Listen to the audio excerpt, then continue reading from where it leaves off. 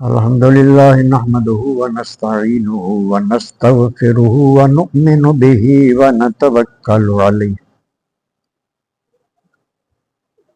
ونعوذ بالله من شرور أنفسنا ومن سيئات أعمالنا من يهده الله فلا مضل له ومن يضلل فلا هادي له ونشهد أن لا إله إلا الله وحده لا شريك له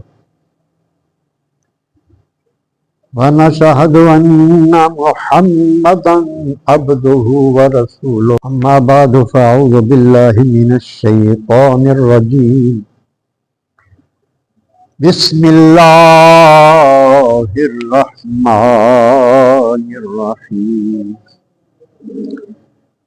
قل إن كنتم تحبون الله فاتبعوني يحببكم الله يغفر لكم ذنوبكم صدق الله مولانا العظيم وبلغنا رسوله النبي الكريم الأمين الرؤوف الرحيم ونحن على ذلك من الشاهدين والشاكرين والحمد لله رب العالمين رب اشرح لي صدري ويسر لي أمري واحلل عقدة من لساني يفقهوا قولي رب زدني علما رب زدني علما رب زدنی علما۔ تمام تر حمد و ثنا کے لائق اللہ تبارک و تعالی جل جلالہ و امن والہ کی ذات پاک ہے، جس نے ہر چیز کو پیدا فرمایا، وہی سب کا مالک ہے، سب کو پالنے والا ہے، نظام زندگی کو چلانے والا ہے۔ اس کی ذات اور صفات میں کوئی شریک نہیں، صرف وہی عبادت کے لائق۔ درود و سلام کی ہدیہ حضور سرور کائنات فخر موجودات احمد مجتبیٰ محمد مصطفیٰ صلی اللہ علیہ وآلہ وسلم کی بارگاہ میں، جن کو اللہ تبارک و تعالی نے تمام جہانوں کے لیے رحمت بنا کر بھیجا۔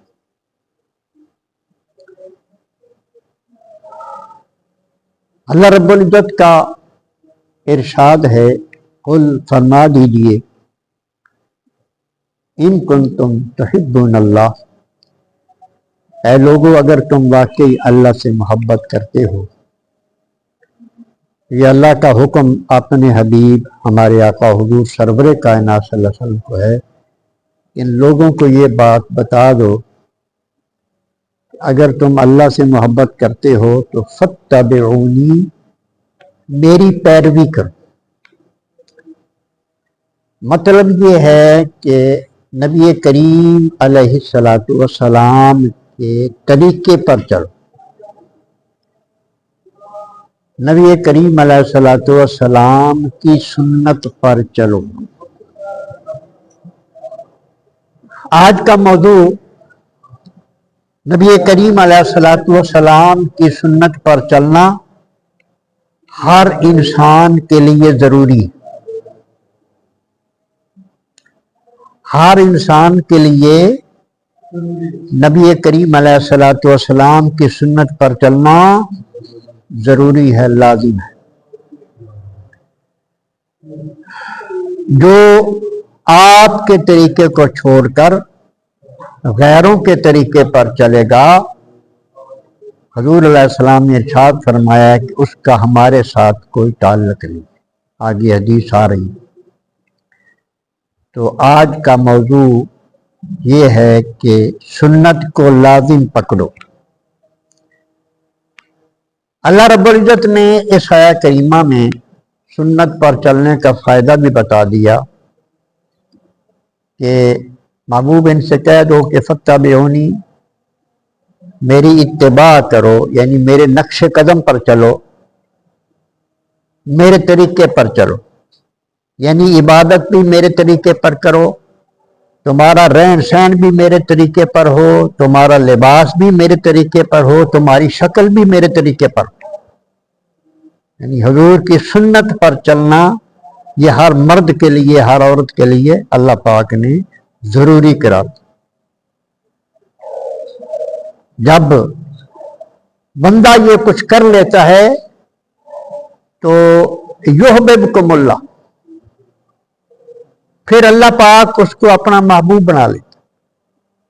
جب بندہ حضور کے طریقے پر چلتا ہے تو اللہ تبارک کیا اس کے ساتھ کیا سلوک کرتا ہے؟ اللہ تعالیٰ اس کو اپنا محبوب، اپنا دوست بنا لیتا ہے، اللہ اس سے پیار کرنے لگتا۔ اب جس سے اللہ پیار کرتا ہے پھر اللہ تبارک و تعالی اپنے دوست کو ذلیل نہیں کرتا۔ یہ جتنی پریشانیاں آتی ہیں نا، ہماری پریشانیاں آتی ہیں، جتنے بھی ہمیں دکھ آتی ہیں اور ہمارے لیے مصیبتیں بنتی ہیں، بہت سارے معاملات ہمارے بگڑ جاتے ہیں، وہ ہماری غلطیوں کی وجہ سے بھی۔ بھائی اللہ تبارک و تعالیٰ نے جس کو اپنا دوست بنا لی، بھائی کوئی کسی کو پریشانی بنتی ہے تو جو دنیا کے دوست ہوتے ہیں وہ کام نہیں آتے بندے کے، آتے ہیں، کام آتے ہیں نا۔ وہ اس کی اس مصیبت کو دور کرنے کی پوری کوشش کرتے ہیں، وہ اس کے دکھ کو دور کرنے کی پوری کوشش کرتے ہیں۔ تو یہ دنیا کے دوستوں جیسا بھی اللہ نہیں ہے۔ اللہ کے ساتھ لگا کے کسی نے اس کا کہنا مان کے دیکھا ہی نہیں کسی۔ اللہ کا کہنا جو بندہ مانتا ہے اللہ اس کو اپنا دوست بنا لیتا ہے، اللہ اس کی ساری پریشانیاں خود بخود دور کر دیتا۔ فَاتَّبِعُونِی یُحْبِبْکُمُ اللہ، تم اتباع کرو نبی کریم علیہ الصلوۃ والسلام کی، اللہ پاک اپنا دوست بنا لے گا۔ یغفر لکم ذنوبکم، اللہ تبارک و تعالی تمہارے گناہ معاف کر دے گا، غلطی کوتاہیاں تمہاری معاف کر دے گا۔ کب معاف کرے گا؟ جب تم نبی کی سنت پہ چلو گے، نبی کے طریقے پر چلو گے۔ اگر نبی کے طریقے پر چلنے کا دل نہیں کرتا تو وہ دل بیمار ہے۔ حضور کی سنت پر سنت اختیار کرنے کا دل نہیں کرتا تو وہ دل بندے کا بیمار ہے۔ وہ دل صحت مند اسی صورت میں ہو سکتا ہے وہ کہ وہ اپنے آقا علیہ الصلوۃ والسلام کے طریقے کو اختیار کر لے۔ تو آج کا موضوع میں نے پہلے بھی عرض کیا ہے کہ نبی کریم علیہ الصلوۃ والسلام کے طریقے کو اپنے اوپر لازم کرنا۔ وعن انس قال جاء ثلاثۃ رہط الی ازواج النبی صلی اللہ علیہ وآلہ وسلم، حضرت انس رضی اللہ تعالی عنہ ارشاد فرماتے ہیں کہ کچھ گروہ نبی کریم علیہ الصلوۃ والسلام کی ازواج مطہرات یعنی آپ کی بیویوں کی بارگاہ میں حاضر ہوئے۔ یسألون عن عبادت النبی صلی اللہ علیہ وآلہ وسلم، تو آپ کی ازواج مطہرات سے انہوں نے حضور علیہ الصلوۃ والسلام کی عبادت کے بارے میں پوچھا کہ نبی کریم علیہ الصلوۃ والسلام عبادت کس طرح فرماتے تھے۔ اب جو عبادت آپ مسجد میں کرتے تھے، جو اب صحابہ کے سامنے ہوتے، جہاد کے وقت سامنے ہوتے، نماز با جماعت کے وقت آپ سامنے ہوتے، سارے معاملات آپ صحابہ کو تعلیم بھی دیتے اور سامنے بھی ہوتے تھے، یہ اس حصے کی بات نہیں ہو رہی۔ مخصوص حصہ جب کوئی گھر میں گزارا جاتا ہے، لوگ گھر میں گزارتے ہیں رات کے وقت، انہوں نے پوچھا کہ کیا رات کے کیا معمولات تھے،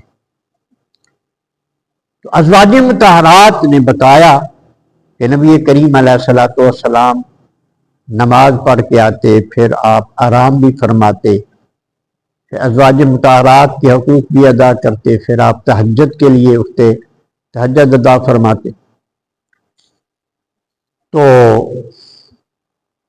ارشاد فرمایا کہ فلما اخبروا بہا، جب ازواج مطہرات میں نبی کریم علیہ الصلوۃ والسلام کی عبادت کے بارے میں ان کو بتایا، کأنہم تقالوہا، تو انہوں نے یہ سمجھا کہ یہ تو بڑی تھوڑی عبادت ہے. ان کے خیال یہ تھا کہ شاید ساری رات نبی کریم علیہ الصلوۃ والسلام نوافل میں گزارتے ہوں گے، ساری رات جاگتے ہوں گے ساتھ. تو انہوں نے، حدیث پاک میں آ رہا ہے، حضرت انس رضی اللہ عنہ فرما رہے ہیں کہ انہوں نے کم سمجھا عبادت کو. فقالوا این نحن من النبی صلی اللہ علیہ وسلم، انہوں نے یہ کہا کہ ہمارا مقابلہ نبی کریم علیہ الصلوۃ والسلام سے کیسے ہو سکتا ہے. یعنی آپ کی جو کوشش تھی اس کو انہوں نے کم سمجھا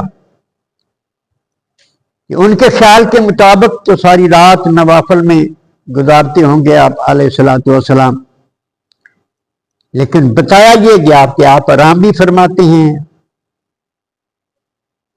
اچھا، پھر انہوں نے یہ کہا کہ نبی کریم علیہ الصلوۃ والسلام کی تو شان ہی بڑی بلند ہے. وقد غفر اللہ ما تقدم من ذنبہ وما تأخر، نبی کریم علیہ الصلوۃ والسلام کے ذمے تو اگلے اور پچھلے گناہ خطاؤں میں سے کوئی خطا آپ کے ذمے نہیں، آپ تو معصوم عن الخطا ہیں. اور گناہوں کو بخشانے کے لیے اتنا جو وقت ہے عبادت کے لیے وہ کم لگتا ہے ہمیں، تو آپ کے ذمے تو کوئی گناہ ہے ہی نہیں. آپ تو نہ بھی عبادت کریں تو پھر بھی کوئی بات نہیں، لیکن ہمیں تو بہت زیادہ کرنی چاہیے. اب انہوں نے یہ کہا، فقال احدہم، ان میں سے ایک نے یہ کہا کہ اما انا فاصلی اللیل ابدا، نے کہا کہ میں ہمیشہ ہر رات نماز میں گزاروں گا، ساری رات میں نماز پڑھوں گا، ہر رات نماز میں گزاروں گا. وقال الآخر انا اصوم النہار ابدا، دوسرے نے کہا کہ میں ہمیشہ پوری زندگی روزے سے رہوں گا، کوئی دن بھی خالی نہیں ہوگا میرا، روزہ ہی رکھتا رہوں گا ہمیشہ. ولا افطر، کبھی افطار نہیں کروں گا. وقال الآخر انا اعتزل النساء فلا اتزوج ابدا، میں عورتوں سے الگ رہوں گا، میں کبھی نکاح نہیں کروں گا. یہ کیوں انہوں نے کہا؟ انہوں نے کہا کہ آخرت کی تیاری کے لیے اتنا زیادہ وقت چاہیے. اگر شادیاں کریں گے تو پھر تو دنیا داری ہو جائے گی، بال بچے میں مصروف ہو جائیں گے، پھر کمانا پڑے گا، کاروبار تلاش کرنا پڑے گا. لہذا یہ معاملات جو ہیں نا، ان سے الگ تھلگ رہ کر ہم زندگی عبادت میں گزار دیں گے تاکہ ہماری آخرت ٹھیک ہو جائے. اللہ اکبر. فجاء النبی صلی اللہ علیہ وسلم، تو نبی کریم علیہ الصلوۃ والسلام کو ان کے اس پروگرام کی اطلاع ملی، حضور ان کے پاس تشریف لائے. فقال اانتم الذی قلتم کذا و کذا، آپ نے ارشاد فرمایا کیا تم لوگوں نے یہ کہا ہے اس طرح، جیسے میں نے آپ کو سنایا کہ ایک صحابی نے یہ کہا، دوسرے نے یہ کہا. تو فرمایا کہ یہ تم نے کہا ہے. انہوں نے عرض کی کہ ہاں یا رسول اللہ. آپ نے ارشاد فرمایا ہے اما خبردار،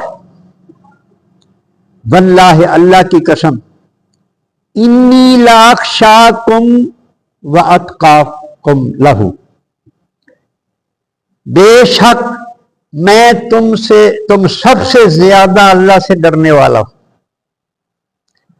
اور تم سب سے زیادہ تقوی والا ہوں.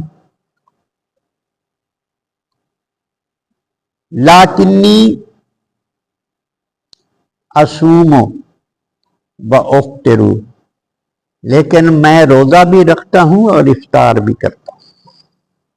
مطلب یہ ہے کہ جو فرض روزے ہیں وہ تو رکھتے ہیں پورا مہینہ، وہ تو نہیں چھوڑتے، پورا مہینہ وہ روزے رکھتی ہیں، اور نفلی روزے جو ہیں وہ کبھی رکھ لیتی ہیں کبھی نہیں رکھتے. ہر مہینے میں نبی کریم علیہ الصلوۃ والسلام کا معمول تھا 3 روزے آپ رکھ لیتے، کبھی کبھی زیادہ رکھ لیتے، ناغا بھی کرتے، روزے بھی رکھتے. ارشاد فرمایا وَأُصَلِّي وَأَرْقُدَ، میں نماز بھی پڑھتا ہوں اور سوتا بھی ہوں. یعنی رات کے حصے میں عشاء کی نماز کے بعد آپ آرام فرماتے، پھر اس کے بعد تہجد کے لیے اٹھ جاتے. میں یعنی آرام بھی فرماتا ہوں، سوتا بھی ہوں، اور میں نماز بھی پڑھتا ہوں اور سوتا بھی ہوں. وَأَتَزَوَّجُ النِّسَاءَ، میں نکاح بھی کرتا ہوں اور عورتوں کے حقوق بھی ادا کرتا ہوں. میں نبی کریم علیہ السلام نے یہ ساری باتیں کیوں بتائی؟ یہ اس لیے بتائیں کہ تمہیں پتہ چل جائے کہ میرا طریقہ کیا ہے. کیا فرمایا؟ جو طریقہ وہ اختیار کر رہے تھے نا، وہ نبی کریم علیہ السلام کا طریقہ نہیں تھا نا. میں ساری رات عبادت کروں گا، میں ہمیشہ روزہ رکھوں گا، میں نکاح نہیں کروں گا، وہ حضور کا طریقہ نہیں تھا نا. نبی کریم علیہ الصلوۃ والسلام نے ارشاد فرمایا کہ میرا طریقہ یہ ہے، میری سنت یہ ہے، میرا جو امتی ہے جو میرے طریقے پر چلے گا وہ اس طرح کرے گا. وہ فرضی عبادت کو چھوڑ ہی نہیں سکتا، وہ نفلی عبادت یعنی روزے وغیرہ وہ رکھے گا بھی اور چھوڑے گا بھی. اور ارشاد فرمایا فمن راغب عن سنتی فلیس منی، جو میری سنت سے منہ موڑے گا وہ ہم میں سے نہیں ہے. جو میری سنت سے منہ موڑے گا وہ ہم میں سے، وہ مجھ سے نہیں ہے، یعنی وہ میرے طریقے پر نہیں ہے. اب صحابہ کرام نے جو پروگرام بنایا تھا ان کا مقصد بھی اللہ کو راضی کرنا ہی تھا نا. اللہ کو راضی کرنا تھا نا کہ رات ساری جاگیں گے، اس طرح کریں گے، شادیاں نہیں کریں گے. لیکن نبی کریم علیہ الصلوۃ والسلام کے طریقے پر چلنے سے اللہ راضی ہوتا ہے، اپنے طریقے بنانے سے اللہ راضی نہیں ہوتا. حضرت مدد الثانی رضی اللہ تعالیٰ عنہ حضور کی سنت کی اہمیت بیان فرماتے ہوئے ہیں، وہ فرماتے ہیں کہ ایک شخص ساری رات عبادت میں گزارتا ہے، ایک شخص دوپہر کے وقت کھانا کھانے کے بعد کچھ آرام کر لیتا ہے، اسے قیلولہ کہتے ہیں. دوپہر کا کھانا کھانے کے بعد کچھ دیر سو جانا یہ قیلولہ ہے. وہ فرماتے ہیں جو قیلولہ حضور کی سنت سمجھ کر کرتا ہے، دوپہر کو تھوڑا سو جاتا ہے، وہ ساری رات عبادت کرنے والے سے یہ بہتر ہے. وہ کہتے ہیں کہ ساری رات جاگنا حضور کی سنت نہیں ہے اور یہ قیلولہ حضور کی سنت ہے. تو اللہ تبارک و تعالیٰ اپنے محبوب کی سنت کو پسند کرتے ہیں اور سنت پر چلنے والے کو پسند کرتے ہیں. اللہ اکبر. تو اس لیے نبی کریم علیہ الصلوۃ والسلام نے ارشاد فرمایا کہ یہ میری سنت ہے، اور جو میری سنت سے منہ موڑتا ہے وہ میرے طریقے مجھ میں سے نہیں ہے، یعنی میرے ساتھ اس کا کوئی تعلق نہیں۔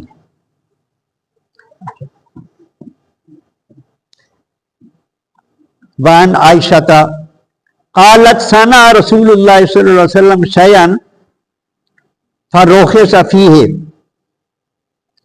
فتنزہ عنہ قوم فبلغ ذلك رسول اللہ صلی اللہ علیہ وسلم۔ ام المومنین حضرت عائشہ رضی اللہ تعالیٰ عنہ فرماتی ہیں کہ نبی کریم علیہ السلام نے کوئی کام کیا، پھر اس کام کی اجازت ہو گئی، کوئی جائز کام ذکر نہیں کیا گیا حدیث پاک میں کہ وہ کام کیا تھا۔ جو اہل محبت ہیں وہ کہتے ہیں کہ جس کا رسول نبی کریم علیہ نے ذکر نہیں کیا ہمیں بھی کرنے کی کیا ضرورت ہے۔ کوئی کام کیا، اس کام کی اجازت ہو گئی، پھر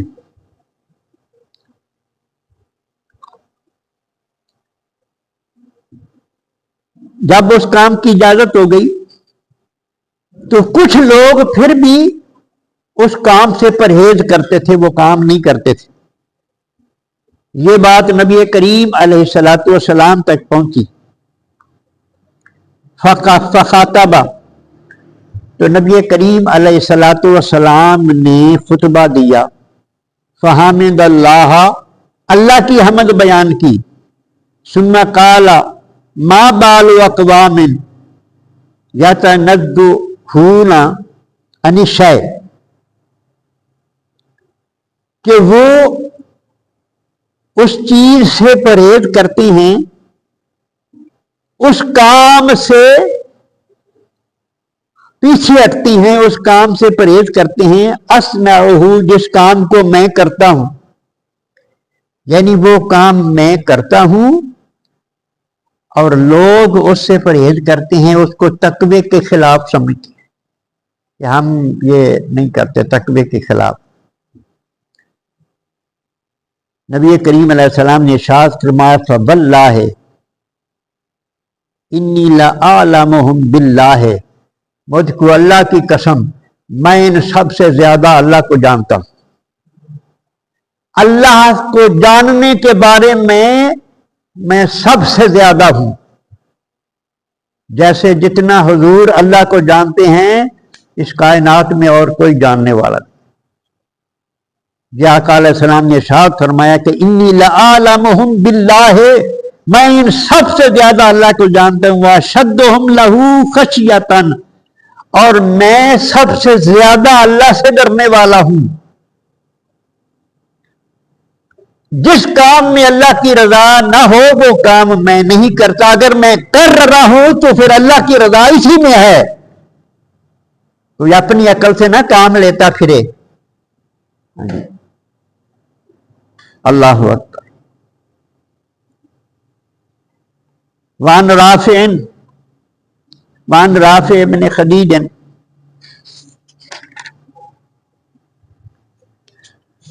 وان ابی موسیٰ، ابی موسیٰ رضی اللہ تعالیٰ سے روایت ہے، قال قال رسول اللہ صلی اللہ علیہ وسلم، انما مثلی و مثل ما بعثنی اللہ بہ، مثال میری اور اس چیز کی مثال جو میں دے کر بھیجا گیا ہوں۔ نبی کریم علیہ الصلوۃ والسلام ایک مثال بیان فرما کے ہمیں سمجھا رہے ہیں۔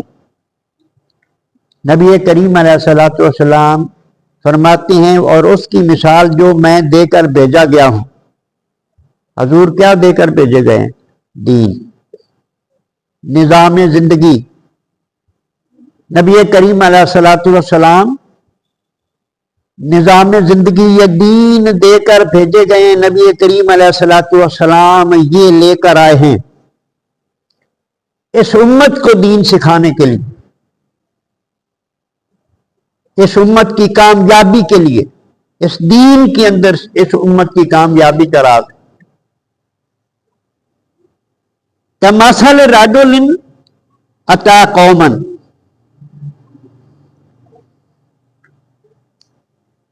اس شخص کی مثال کی طرح ہے جو ایک قوم کی طرف آیا، فقال یا قوم انی رأیت الجیش بعینیہ، اے قوم میں نے ایک لشکر دیکھا، ایک فوج دیکھی ہے اپنی ان دونوں آنکھوں سے،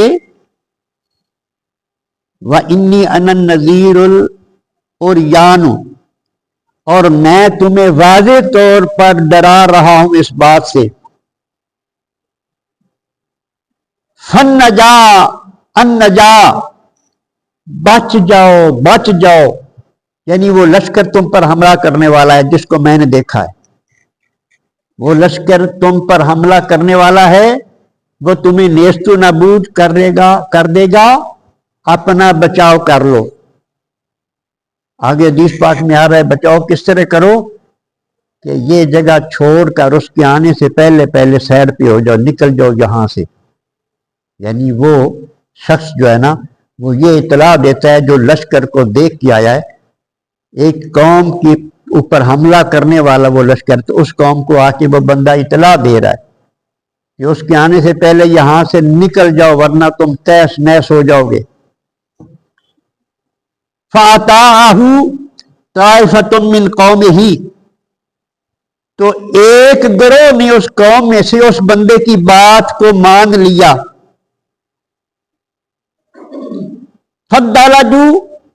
فَانْطَلَقُوا عَلَىٰ مَحْلِهِمْ، اس لشکر کے آنے سے پہلے پہلے وہ جو علاقہ چھوڑ کے نکل گئے، چلے گئے، فَنَجُوا، وہ نجات پا گئے، بچ گئے، محفوظ ہو گئے۔ وَكَذَّبَتْ طَائِفَةٌ مِّنْهُمْ، اور دوسرے گروہ نے اس شخص کو جھٹلایا کہ نہیں ایویں کرتا، کوئی بات نہیں۔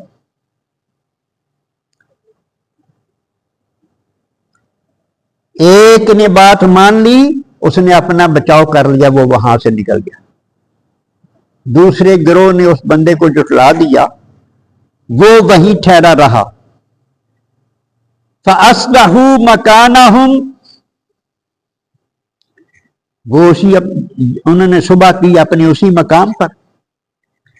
فَصَبَّحَهُمُ الْجَيْشُ فَأَهْلَكَهُمْ، صبح کے وقت، صبح ہوتے ہی اس لشکر نے ان پر حملہ کر دیا اور ان کو تباہ و برباد کر دیا، جو کہا گیا تھا وہی ہو گیا۔ ہاں، وَاجْتَاحَهُمْ، وہ نیست و نابود ہو گئے، فَذَلِكَ، اسی طرح، مَثَلُ، مثال ہے، اسی طرح مثال ہے، یہ ذرا بات سمجھنے والی ہے، اسی طرح مثال ہے، من تانی فتبہ، یہ تو بہی، وہ شخص جس نے میری بات مان لی اور اتباع کی اس کی جو میں لے کر آیا ہوں، یعنی میری بات نبی کریم علیہ السلام نے آ کر کیا فرمایا، میں اللہ کا رسول ہوں، تمہاری طرف آیا ہوں، اور پھر ارشاد فرمایا کہ اللہ وحدہ لا شریک ہے اور یہ دین جو ہے اس پر چلو، نماز کا حکم، روزے کا حکم، بزاکتہ کو حضور کی سنت اور طریقے کے مطابق بنانے کا حکم، یہ سارا جو حکم دیا ہے، تو جس آدمی نے اس چیز کو اپنا لیا، فَاتَّبَعَ مَا جِئْتُ بِهِ، اور اس نے اتباع کی جو کچھ میں لے کے آیا ہوں، تو وہ کامیاب ہو گیا، وہ اللہ کے عذاب سے بچ گیا، وہ دوزخ سے بچ گیا۔ وَمَثَلُ مَنْ عَصَانِي وَكَذَّبَ مَا جِئْتُ بِهِ، اور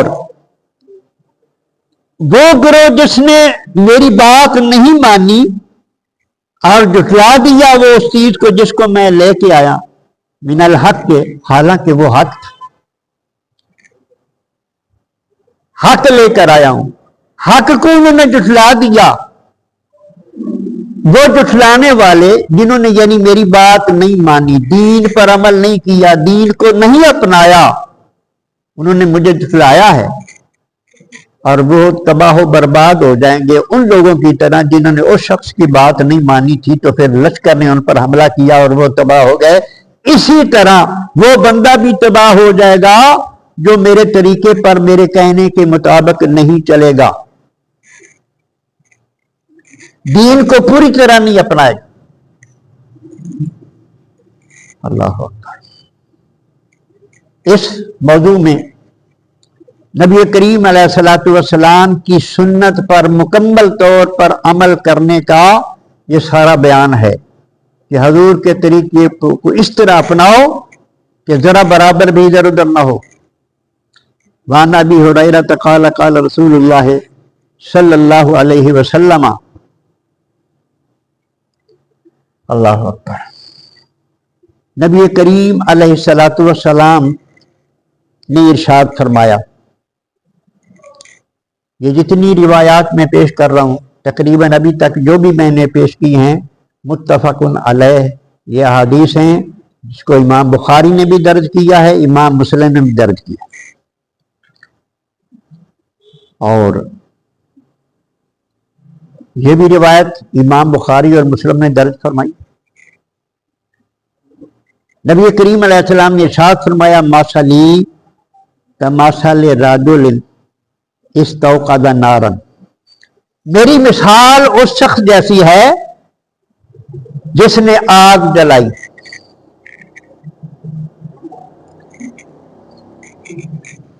فلما اضاءت ما حولها جعل الفراش وهذه الدواب التي تقع في النار، جب وہ آگ روشن ہو گئی تو وہ جانور جو آگ میں گرتے ہوتے ہیں، یہ بھمبٹ نہیں ہوتے، وہ پروانے، جہاں آگ جل رہی ہو وہ دوڑ دوڑ کے وہ آگ میں جل رہے ہوتے، اور بھی کئی قسم کے جو کیڑے مکوڑے ہوتے ہیں وہ گر رہے ہوتے ہیں آگ میں۔ اچھا، تو صاحب مثال کے ذریعے سمجھا رہے ہیں کہ ایک شخص نے جب رات کے وقت آگ جلائی جاتی ہے تو یہ منظر دیکھنے میں آتا ہے کہ اس میں اس قسم کے جو جانور ہیں وہ گرنا شروع ہوتے ہیں۔ اللہ وجعل یحجزہن ویغلبنہ، اور وہ جو بندہ جس نے آگ جلائی ہے نا وہ ان کیڑوں مکوڑوں کو آگ سے بچانا چاہتا ہے، لیکن وہ آگ میں گرنے والے غالب آ جاتے ہیں، مطلب یہ ہے کہ وہ اس کے بچانے سے نہیں بچتے، وہ گر رہے ہوتے، اس کی کوشش کے باوجود وہ چاہتا ہے کہ یہ نہ گریں، سائڈ پہ ہو جائیں، لیکن وہ گر رہے ہوتے ہیں۔ فَيَتَقَحَّمْنَ فِيهَا، وہ اس میں گرتے چلے جاتے ہیں۔ فَأَنَا آخِذٌ بِحُجُورِكُمْ عَنِ النَّارِ، اب نبی کریم علیہ الصلوۃ والسلام ارشاد فرما رہے ہیں کہ میری مثال بھی اس شخص کی طرح ہے کہ میں لوگوں کو دوزخ سے بچانے کے لیے کوشش کر رہا ہوں۔ فَأَنَا آخِذٌ بِحُجُورِكُمْ، میں تمہاری کمر سے پکڑ پکڑ کر، لوگوں میں تمہاری کمر سے پکڑ پکڑ کر آگ سے بچا رہا ہوں۔ وَأَنْتُمْ تَقَحَّمُونَ فِيهَا، اور تم بھاگ بھاگ پر کے اس میں گر رہے ہو، یہ حضور ہمیں فرما رہے ہیں۔ میں تمہیں آگ سے بچا رہا ہوں تمہاری کمر سے پکڑ پکڑ کر، اور میرے پکڑنے کے باوجود بھی تم آگ میں گر رہے ہو۔ نبی کریم علیہ الصلوۃ والسلام نے بتا دیا نا کہ نماز پڑھو آگ سے بچ جاؤ گے۔ ہوں جڑا نہیں پڑھدا وہ کی کر رہا ہے؟ چھال مار رہا ہے نا۔ جس چیز سے اللہ نے منع کیا ہے، حرام کھانے سے، بدکاری سے، چوری سے، ڈکیتی سے، حرام خوری سے اللہ نے منع کیا ہے، کہ نبی کریم علیہ الصلوۃ والسلام تو بتا رہے ہیں نا کہ نہ کرو یہ کام، اس کے باوجود بھی اگر امتی نہیں مڑتا، وہ یہ کر رہا ہے تو وہ کیا کر رہا ہے؟ دوزخ میں چھلانگ لگا رہا ہے نا۔ اچھا، ایک طرف حضور کی یہ حدیثیں حضور کے فرمان ہیں، اور ایک طرف جناب نعت خان ہے جو شعر بناتے ہیں نا جی، شاعر کئی جاہل بھی ہوتے ہیں، قرآن حدیث کا ان کو نہیں پتا۔ حشر دے دن جدو سوال ہون گے، ہاں جی، تے حامی ساڈے آمنہ دے لال ہون گے، حامی تو وہ دی کرن گے جڑا وفا کر کے جائے گا دنیا، جنہیں حضور دی منی کوئی نہیں، انہوں انگریز ہی چنگا لگتا سی، انہیں ہر کام اپنا جڑا نے غیراں دے طریقے سے کیتا ہے، شرم نہیں آتی اس بندے وہ بھی ایک گمان رکھے کہ مطلب سرکار میرے نال وفا کرن گے تے میری حمایت کرن گے، حلالیاں دی حمایت کرن گے سرکار۔ کسی وقت بندے کو غلطی کوتاہی ہو جاندی ہے، نیک کو بھی ہو جاندی ہے، حضور شفاعت کرن گے، قرآن شفاعت کرے گا۔ اور جن نے قرآن نو کدی مطلب بھی نبی کریم علیہ السلام نے یہ بھی ارشاد فرمایا کہ قرآن کئیاں دی حق گل کرے گا تو کئیاں دے خلاف گل کرے گا، اور انہی پارے چاہت ہوندی ہے، اللہ پاک نے فرمایا کہ نبی مینوں کہے گا کہ یا اللہ اس میری قوم نے قرآن نو چھوڑ دیتا سی، انہوں نے قرآن تے عمل کوئی نہیں کیتا، یہ بھی تو حضور ہی کہیں گے نا، اللہ قرآن جو فرماتا ہے۔ ہوں انہیں جناب کہہ دیتا بھی حامی ساڈے آمنہ کے لال ہون گے، تے ہر چور ڈاکو وغیرہ دانی بدکار ہو کہتا جی ساری حمایت ہونی ہونی، ہاں جی، سانو بخشوان لئی سجدہ دے نکے نکے بال ہون گے، نکا بال اس ہونا ہی کوئی نہیں، حدیثیں یہ دس دیں نکا بال کوئی نہیں ہونا، ہاں جی، سارے جوان ہون گے، بڈھے بھی جوان ہون گے، تے بال تو ہونے کوئی نہیں ہوتے، یہاں دی ایک اتوں آج کڈ لین گے بال نکے نکے چاہتے پاس، ہاں جی۔ حدیث نہیں مانتی کہ کوئی چھوٹا بچہ وہاں ہو، سارے اتنے جوان ہو۔ ہاں حدیث یہ کہتی ہے کہ کسی مسلمان کا بچہ جو حالت معصومی کے اندر بلوغت تو پہلے فوت ہو جائے گا، اللہ پاک اس کو اذن دے گا کہ تو اپنے ماں باپ کی شفاعت کر، وہ بچہ شفاعت کرے گا، وہ بچہ نہیں ہوگا، وہ بھی بڑا ہوگا اس میں۔ یہ جو حدیث بتاتی ہے یہ تو ہے نا، شفاعت برحق ہے، نبی بھی کرن گے، اولیاء بھی کرن گے، علماء بھی کرن گے۔ حدیث پاک میں آیا کہ جو نیک صالح حافظ قرآن ہوگا، اپنے خاندان کے 10 لوگوں کا جن پر جہنم واجب ہو جائے گی، اللہ فرمائے گا تو چونکہ حافظ ہے، تو میرے ساتھ وفا کی تھی، میرے قرآن کو سینے سے لگایا ہے، جا تمہیں اجازت ہے ان 10 کی شفاعت کر لے، وہ شفاعت کرے گا، اللہ معاف کر دے گا۔ یہ تو حدیثوں میں آتا ہے۔ کام ساری عمر حرامیاں والے، ہاں جی، تو نبی کریم علیہ الصلوۃ والسلام یعنی کام دوسرے کرتا رہے اور توقع یہ رکھے کہ سرکار ہمارے ساتھ یہ کر دے، سرکار ہمارے ساتھ یہ۔ نبی کریم علیہ الصلوۃ والسلام تو فرما رہے ہیں کہ میں تہاڈیاں کمراں تو پکڑ کمر تو لٹاں تو پکڑ پکڑ کے کھجڑیاں پچھاتے تسی میرے کو ود کے دوزخ چھالا پہ مار دے، یعنی میرے آنکھیں جو نہیں لگتے۔ تو یہ بھی امام بخاری نے اس کو بھی روایت کیا ہے۔ موضوع یہ چلتا رہے گا انشاءاللہ تعالی۔ اس مضمون کے اندر یہ جتنی حدیث ہیں اس میں یہ کہا گیا کہ نبی کریم علیہ الصلوۃ والسلام کی سنت کو مضبوطی سے پکڑ لو، حضور کے طریقے غیروں کے طریقے چھوڑ دو اور اپنے آقا کے طریقے پر چلو، تم اللہ کے محبوب بن جاؤ گے۔ اللہ کے محبوب بن جاؤ گے، یغفر لکم ذنوبکم، سنت پر چلو گے اللہ تمہارے گناہ بھی معاف کر دے گا اور تمہیں اللہ پاک جنت میں بھی داخل کر دے گا۔ اگر جنت لینی ہے تو پھر طریقہ اللہ پاک نے دس دیتا ہے، اسی پہ چل کر جنت آئے۔ اللہ پاک عمل کی توفیق